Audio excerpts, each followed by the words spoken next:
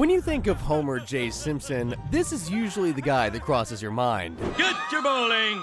Who's ready? Bowling! But behind that madness, there's a guy who knows a thing or two about economics. Whoa, careful now. These are dangerous streets for us upper lower middle class types. So you see, our lovable yellow goof is about as class conscious as your average New Yorker. And believe it or not, he's actually been in the shoes of nearly every class. So that's why today I'm going through Homer's entire economic history from lower class scrub all the way to upper class royalty, starting with the time Homer hit rock bottom financially. The episode I Married Marge shows how before his job with Mr. Burns, Homer was a broke young man, not even having enough cash together to get Marge a cheap wedding ring. Wow, I'll take that ring. Yes, sir, and how will you be paying for it? I don't know. At this point, Homer didn't have a job, so whatever money he managed to find, he put it towards his and Marge's big day, although it's certainly not the big day most people would hope for. Basic ceremony's $20. Here's your license. 10th wedding is on the house. Wow, getting a whole wedding ceremony for the price of a Spotify subscription. Now that's how you save money. Anyway, the two tie the knot, and although Marge is perfectly happy just becoming Mrs. Simpson, Homer's lack of a stable job is really costing the family. Fourth notice, 90 days overdue. We break thumbs. Homer, what are we going to do? I don't know. Homer can barely afford to keep fuel in his banger of a car, let alone support a family. Things have gotten so bad that they've had to buy stuff for Baby Bart on credit. Credit they can't pay back. So that means one thing and one thing only: a repo man. I'm here for the baby's things. Oh. Crib, mobile, monitor. Oh, and the lady's ring, I'm afraid. Oh, dear. Does it get any worse than this, really? Other than, death. Homer can't help but feel guilty that he's robbing someone as good as Marge from a better life. Well, I say better life. Living in a cardboard box outside Walmart would be a better life than this. Anyway, Homer starts struggling with the self-confidence to the point he decides to leave Marge and work like a dog so he can send every penny he gets back to her, even if it is at the local fast food joint. I will send you every cent I earn for the baby, but you will not see me again until I am a man. And by the way, he's not like a fast food manager or anything. Homer barely gets the job as a trainee. This taco is full of hair. Uh-huh. There's your explanation. So he's gonna be on minimum wage, which, if we take it at today's rate, is $15 an hour. He's probably gonna be working overtime around 50 hours a week to send money back to Marge, so that's a weekly wage of 750 bones, or $39,000 a year before taxes. Now, we know he's not keeping a penny of that. He's living at his dad's, and considering he's working at a fast food place, he's most likely gonna be sneaking food in to keep him going. So while he's technically not earning a bad wage, he's not seeing a cent of it, as it's all going back to Marge. We'll come back to this episode a little later, as the ending is pretty important for how Homer pulls himself out of the hole, but for now, let's talk about the times when he ended up losing his job and became homeless. I know we haven't touched on Homer's job at the plant yet, but let's just say he's not the most qualified nuclear safety inspector. And when the plant is sold to some German investors, they soon realize how underqualified Homer is, so they have no choice but to fire him. We have completed our evaluation of the plant. We regret to announce the following layoffs, which I will read in alphabetical order. Simpson, Homer, that is all. With Homer now jobless, the family are plunged into the deepest financial crisis they've ever had. They've got to cut costs wherever they can. Ay, caramba. Now, Bart, Lisa did a wonderful job on my hair. And we saved $40 for the family. Now, I know the current economy is a little ropey and there's governmental changes happening every day, but at the time of writing, a married couple with 3 kids who are unemployed would most likely receive about $1,400 worth of welfare a month. That cash is made up of around $700 from the Temporary Assistance for Needy Families Fund and around $700 in SNAP food benefits. And with the average monthly mortgage payments being like $2,000 in the US, you can see why everyone's gotta cut back to make ends meet. Although there is a time where it gets worse for the family. We just mentioned how heavy a mortgage can be. Well, in No Loan Again Naturally, their mortgage rate is set to renew, which means a whole new payment plan, which means a much bigger payment plan. Here's your new monthly payment. That number's so big it has a comma. Oh, wait, I left out a 0. We don't actually get to see the number, but it's so big that the bank has no choice but to kick the Simpsons out of Evergreen Terrace. Of all the people to buy Homer's house, it's Flanders, and at first he lets the family stay. But after Homer tells the local news he's a slumlord and refuses to say sorry, Flanders has no choice but to toss the Simpsons onto the street. Oh my God, we're out on the street. At least it's not raining. See, I told you it's not raining, so we're just homeless. Homer still has his job though, so it's not all bad. Plus, Flanders does end up giving them another shot at being tenants, but I thought it'd be good to show you guys that Homer has tasted what it's like to be homeless. Kids, if you get lost, remember where we are. 75 beds from that wall and 100 beds from the crazy guy. So we've seen Homer work a poor-paying job he hates. Well, what about a poor-paying job that he loves? As I'm sure you guys know, Homer's a pretty big sports nut. He watches football whenever he can, he plays on his regular job softball team, and he's a pretty big fan of the local baseball team, the Springfield Isotopes. And he takes himself and the rest of the Simpson family to go and watch a game. While at the game, he finds that not only does his team suck, but he's been sat right next to Mr. Burns, so he can't exactly enjoy himself. Or can he? Because actually, once he gets to know Burnsy, they don't seem to get on half bad. Well, Simpsy, you up for another wave? All right, Bergie. Whoa! Whoa! Whoa! Homer can't stand to see the rest of the stadium so quiet. He thinks they should get behind their team, so he decides he's gonna try and get them in the spirit by dancing. Your team needs you. Come on! As I got up in front of them, I felt an intoxication that had nothing to do with alcohol. The crowd seems to love it, but how will it affect the team? It's going! It's gone! It's out of here! Oh my God! The Isotopes win a game! The Isotopes win a game! Homer's dancing is a huge hit. Well, not with Mr. Burns, but that doesn't really matter because in the parking lot after the game, he gets offered a job. Excuse me? You, sir, a dancing fella. I'm Antoine Tex O'Hara. I own the Isotopes. Would you be interested in becoming our official mascot? Me? So, what can a small-town baseball mascot expect to earn? Well, in Illinois, the place where I think it's most likely Springfield is located, an average baseball team is likely to play around 60 home games a year. The average salary for a mascot isn't anything special. Homer would be looking at getting around $100 a game, which comes at around $6,000 a year. By the way, we're adjusting for inflation here, so all the salaries we're going to be taking a look at today are from the present day. So that put him firmly in the lower class, and seeing as Illinois doesn't have a threshold for low incomes like federal taxes do, he'd still get taxed on that $6K. It's a flat tax of 4.95% or $297, meaning Homer would be on a whopping $5,703, which is like 2 weeks of drinking for him. Anyway, back to the action. Obviously, Homer agrees and he heads to the Isotope Stadium for his first shift as resident mascot. After hearing about how good Homer is, Capital City's team calls him up to be guest mascot at their next game, but the big lights of the big city distract Homer too much, and he takes his mind off the job. Homer! You do taste better at the ballpark. Uh-oh. You gotta remember too, these fans watch a good team with their own much more premium mascot, so they're not gonna be easily impressed by a middle-aged man wearing a cape. It's so quiet you could hear each individual smartass remark. Well, this guy doesn't make me want to cheer. Gee, I really pity him, making a fool of himself in front of so many people. Just like that, Homer loses the job he thought he loved the most. I'll just add that seeing as he technically got a promotion to Capital City into the big leagues, he was likely given a $2,000 appearance fee, as that's the average for guest mascots. It's still not enough for him to pay federal taxes. His income would now go for $8K a year. But Illinois would get a grand total of 396 schmackaroonies, leaving Homer with 7,604, or a month's worth of drinking. Homer can hardly get by on a job like that, though. But don't worry, he's had much better paying jobs than Dancing Homer, like say the time he became Mr. Plow. If there's one thing that Homer hates, it's his regular job at the nuclear power plant. And before Maggie came along, he actually planned to quit so he could get his dream job.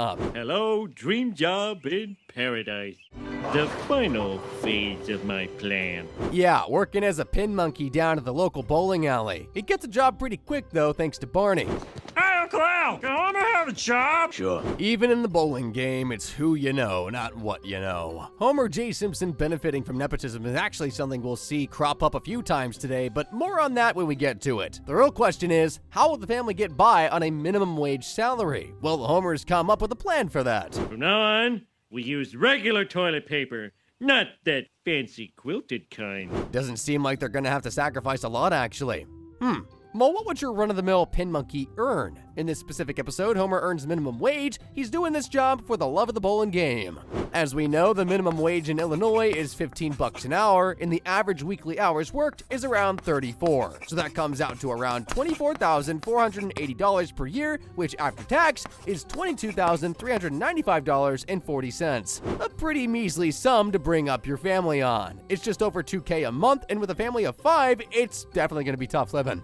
The average cost to feed a family of 5 in Illinois is $900. That's without anything like paying for the 2 cars to run, anything extra for the kids and all that. But to be fair to Homer, his mortgage was paid off, and he was completely debt-free up until this point. You know, until a third baby came along. But hey, maybe Homer will welcome a new kid. You never know. Marge is pregnant? No! Okay, we do know. He doesn't give up the dream just yet, though. He decides he's gonna go and ask Barney's uncle for a raise. What's the worst that could happen? If you don't ask, you don't get. The alley just ain't doing enough business to pay that kind of money. If I triple the business, then could I get a raise? Well, yeah, but... How's he gonna triple the business? Let me think. He's gonna organize a charity bowling night or free drinks for every strike? No, wait, he's gonna use himself as a bowling ball for the 1,000th customer.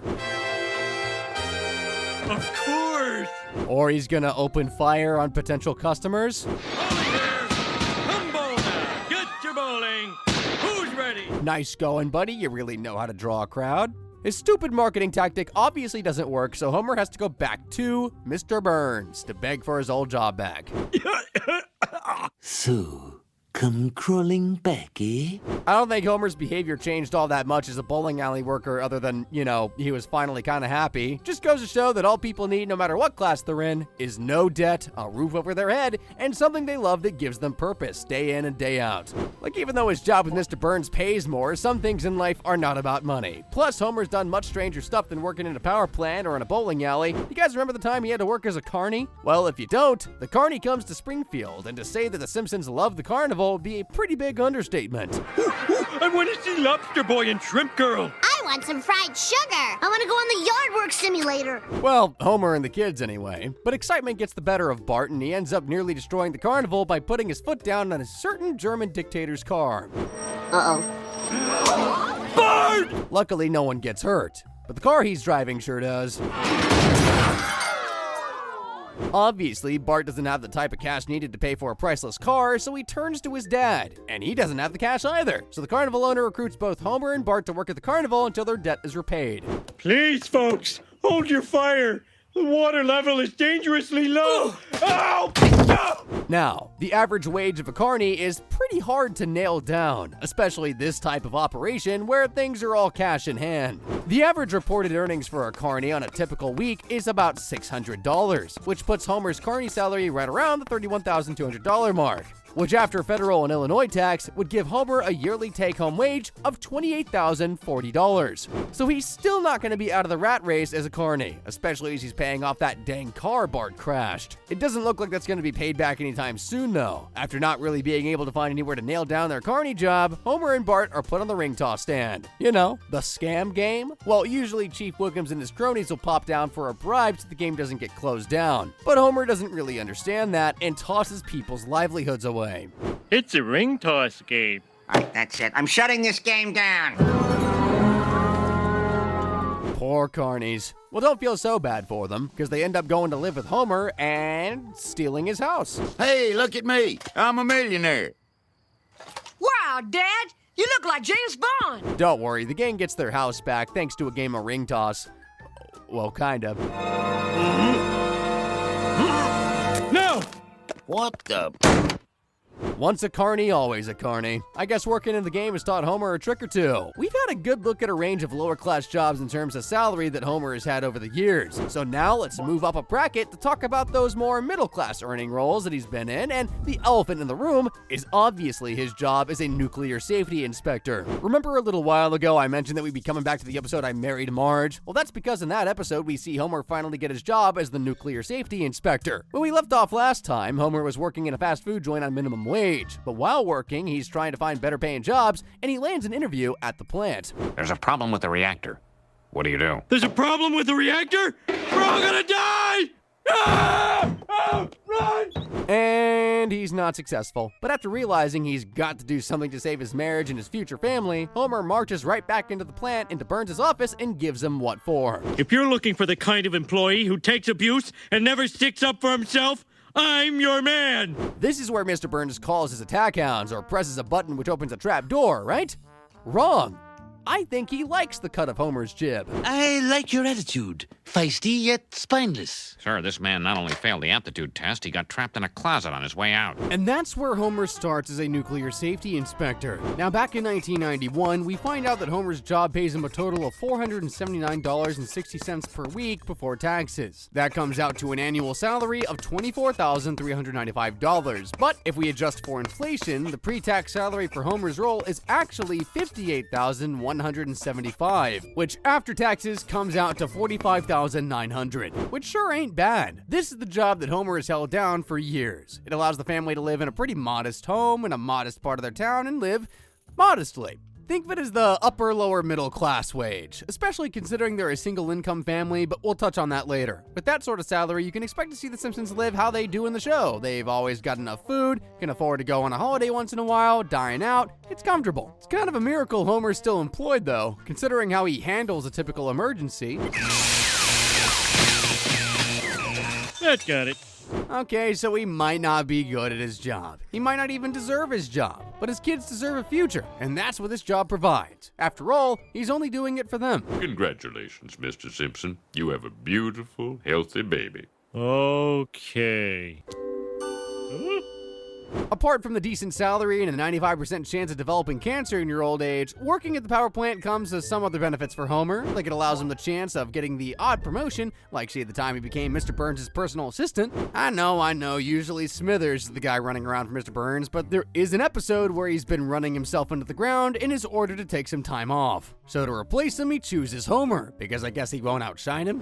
I think Smithers picked me because of my motivational skills. Everyone always says they have to work a lot harder when I'm around. Good choice, Waylon, good choice. A personal assistant's usual salary is somewhere around the $40,000 range, but because we're dealing with a billionaire and the fact that Smithers is close to Mr. Burns, I think it's safe to say Homer will be earning more than that. Not loads more, you gotta remember that Mr. Burns is still pretty tight, but I'd say around $70K a year. After tax, that comes around to $59,683. It's not exact as we don't have any official pay to go off of, but by my best guess, it's gonna be somewhere around that ballpark. Anyway, Homer soon realizes that filling in for Smithers isn't as easy as it sounds because his boss needs a lot of care. I think the fangs today. Round the clock care, too. Homer doesn't get a minute to himself while working this new job. Simpson! The telephone has been ringing for some time. I know he's the richest and most powerful man in like the whole town, heck the whole state, but if he's shouting my name at 10 p.m. to run to his mansion just to pick up the phone that's 3 feet away from him, I'd ram that phone sideways up as a hoy-hoy. Anyway, I'm not in Homer's shoes, I can't judge, he just tries doing his best for his boss. But he just can't seem to do anything right, and all the name-calling and insults from his boss soon add up. No! You're a travesty of a joke of an assistant.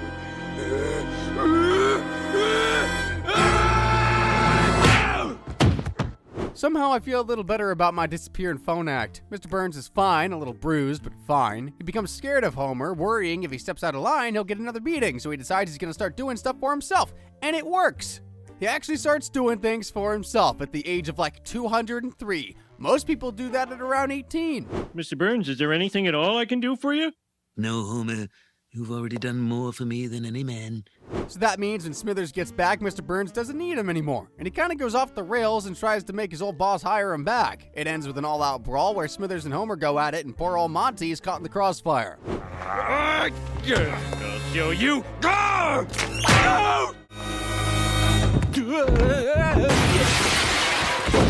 Oh my.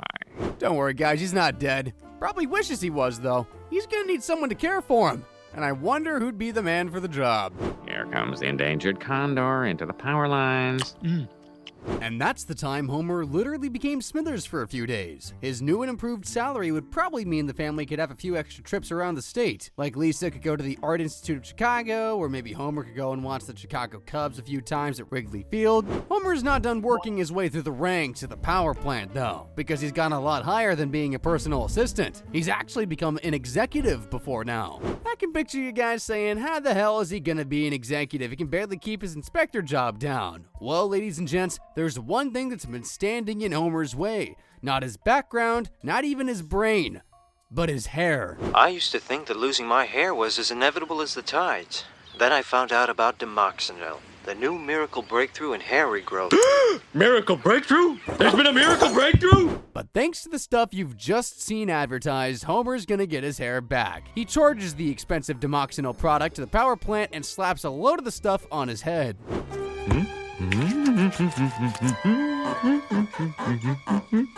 A lot of the stuff for your hair is usually snake oil, but not Demoxenil. This stuff really works. Just to make it clear, I'm in no way affiliated with this fake brand of hair care, or any brand of hair care for that matter. I have hair. I have hair! After getting his locks back, Homer goes and gets a snazzy new haircut and heads to work where Mr. Burns all of a sudden notices him. And what's more, they're looking for someone to make an executive. Who is that young go-getter? Well, it sort of looks like Homer Simpson, only more dynamic and resourceful. Simpson, eh? Hey, it's crazy what a good haircut can really do. I might have to go get a new fresh cut now, see if it doubles my salary. I know a power plant executive salary is usually around $150,000, but seeing as Homer's a junior executive technically, I'd imagine his salary would be closer to $120,000, which is a take-home salary of $87,500 or thereabout. Plenty of spare change now to have an even more comfortable life. This is getting into the upper tier of middle class. They could probably afford a nicer home in a nicer part of Illinois, and they could even send Lisa to the best school in the state, Lake Forest Academy. But as an executive, the first thing Homer has to do is hire an assistant, and there's only one person who Homer wants to hire. Carl. Not like Lenny and Carl, another guy called Carl. I'm nature's greatest miracle. Go ahead, say it. I don't... Trust me, Homer. Take a step and say it. I am nature's greatest miracle! The new salary allows Homer and the family to enjoy life a bit easier. Money reduces stress, and Homer's certainly not stressed in his new role. Between your hair care products and new wardrobe, we're not saving anything for a rainy day. Rainy day? There's never gonna be a rainy day, Marge. Ah, Homer, you've gone and jinxed it. Smithers isn't liking the fact he's spending too much time at Mr. Burns' side, so he does some digging and finds out that Homer charged his hair care products to the company. So he tries to fire him. Oh, just thought I'd drop by to tell you that you're fired. What? Our company does not look kindly upon $1,000 worth of insurance fraud. Clean out your desk by noon, Simpson. We all need a Carl. He takes a bullet for Homer and gets himself fired. But Homer's problems don't stop there. When he gets home, he catches Bart trying to use his Demoxenil and watches him waste the entire container. Bart, what are you doing? Uh-oh. As Marge said earlier, they've just been spending, so they've put no money aside for anything spare, which means Homer doesn't have any Demoxenil left, and it needs daily use, otherwise it'll all fall out. Oh, and I forgot to mention, he has to give a speech at the company conference. What in blazes? Who is that old geezer? And what has he done with Homer Simpson? He is Homer Simpson, sir. His speech is actually good thanks to Carl prepping him, but no one takes him seriously because he's bald again. Poor guy. Imagine actually doing a good job for once, but no one cares because he got a chrome dome. Not all bad for Homer, though, because sure, he ends up losing his executive position, but Mr. Burns has some sympathy for him, which might be the most surprising thing I've ever said. I, too, know the sting of male pattern baldness. That's why I'm giving you your old job back. What? Oh, thank you. So we've risen through the ranks of low and medium class salaries that Homer has had so far. But now it's time to take a dive into the finer side of life. The times where Homer hit it big and landed in upper class jobs, like the time he became an automotive designer. You've got to be fair to Homer at the end of the day. For the cards he's been dealt in life, he's actually done a pretty good job. But there's a member of the Simpson clan who blows him clean out of the water. His long-lost brother, Herb. After finding out that they have a brother, the guys want to reconnect, so Herb invites the family down to stay with him. Homer? Herb? You look just like... Except you got a little more. And a little less. God, I feel so... Homer! Man, it's like looking into a mirror. Or the back of a spoon if you're Herb. Turns out Herb is an uber-successful businessman in the car world. He owns Powell Motors and is a multi-millionaire. Welcome to my home, brother. Holy moly, the bastard's rich! That's technically not a swear word in that context, because he's using the literal definition of the word. You guys aren't here for an English lesson, my bad. As well as Herb's doing, his company is stalling a little. They aren't really attacking the markets like they used to, and Herb thinks it's down to the design of the cars. So seeing as Homer's a red-blooded American, he asks him if he'll come and check out the new range he's just had made. You know, to give him some advice on if it'll appeal to an average Joe. Yeah, I'd like a big one then. We don't have a big one. Why not? Because Americans don't want big cars. Herb seriously isn't happy with his team of designers and decides he's going to rebuild everything about what a real American wants. So he offers Homer a job designing a car. I need your help. You do? Yeah. I want you to help me design a car. A car for all the Homer Simpsons out there. And I want to pay you $200,000 a year. $200,000 is crazy money, especially as that it isn't even adjusted for inflation. If you were on that amount back when this episode aired in 1991, that'd be the same as a salary of $475,735.68 today. Or a take-home salary of $316K per year, all to design one car. Homer could easily afford to relocate to the most expensive part of Illinois, Lake Forest, if he wanted. He could help Marge set up a business, pay for Bart and Lisa's colleges. Genuinely, this is a level of money that, if managed right, could set Homer and his kids up for life. But as usual, this is Homer we're talking about, so of course he doesn't manage it right. He takes all of Herb's good faith and channels it into one car to save his brother's company, and what he does create is this. Presenting the car designed for the average man. The Homer. Wow, he's only known his brother for 3 days and Homer Simpson has bankrupted him already. And with that eyesore too. No one with a brain cell buys the car and Powell Motors has to go into liquidation. As far as I'm concerned, I have no brother. Well, maybe he just said that to make conversation. That's a pretty valid reaction, but I actually think Herb has no one to blame but himself. If you'd have spent a week with the guy, you'd have known you couldn't trust Homer to save a multi-million-dollar company. That guy couldn't even save a Word document. But believe it or not, Homer has been in a higher-paying job than working with Herb. There was once upon a time he became the CEO of the nuclear power plant. To climb to the top, Homer breaks the habit of a lifetime and decides he's going to try learning something. He'd originally planned on taking the class to help him and Marge in the bedroom, but ends up learning how to be successful in the workplace. We now call it Megatronics, the 48 Tips to Corporate Success. Woo, published by Kinko's. There's nothing quite like a positively angry man selling you something. The book is basically a step-by-step guide on how to stand out at work, and one of the biggest suggestions is ratting out your colleagues to your boss. So Homer puts his detective shoes on and goes on the lookout.